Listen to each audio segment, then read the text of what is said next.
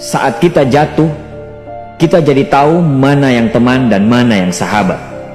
Saat kita gagal, kita jadi tahu mana yang betul-betul peduli dan mana yang hanya singgah dalam senang.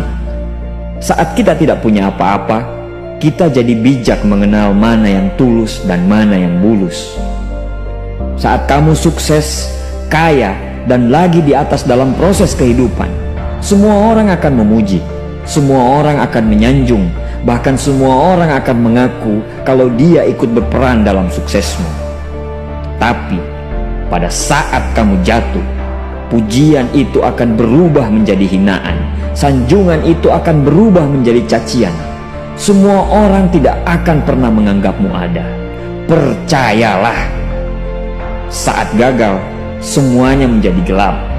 Kamu akan ditinggalkan, dan kamu seperti ilalang kering di padang tandus. Tapi saat gagal itulah Tuhan akan menunjukkan siapa yang setia dan siapa yang tidak setia.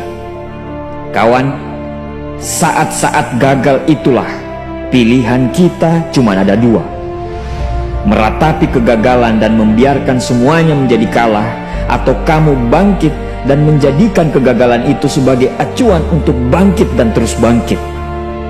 Menangislah sekeras mungkin, berteriaklah selantang mungkin. Tidak apa-apa. Tidak ada manusia hebat di dunia ini yang tidak pernah menangis dan berteriak karena gagal. Menangis dan berteriak saat gagal bukan karena kita lemah.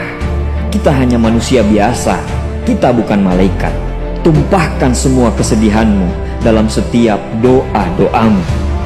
Berdoalah, jangan meminta supaya semua masalah menjadi ringan, tapi berdoalah dan mintalah agar pundak kita kuat untuk memikul semua masalah yang kita hadapi. Ketahuilah, Tuhan menciptakan masalah selalu beserta solusinya. Tapi setelah itu, kamu harus bangkit. Kamu harus jauh lebih hebat daripada sebelumnya. Kegagalan adalah guru terbaik yang akan mengajarkan kita untuk bangkit kembali dan mengetahui hal mana yang perlu kita hindari di kemudian hari. Ketahuilah, anak panah akan melesat jauh ke depan jika sebelumnya ditarik jauh ke belakang. Sama, kesuksesan yang luar biasa pasti diraih setelah mengalami kegagalan yang teramat dalam.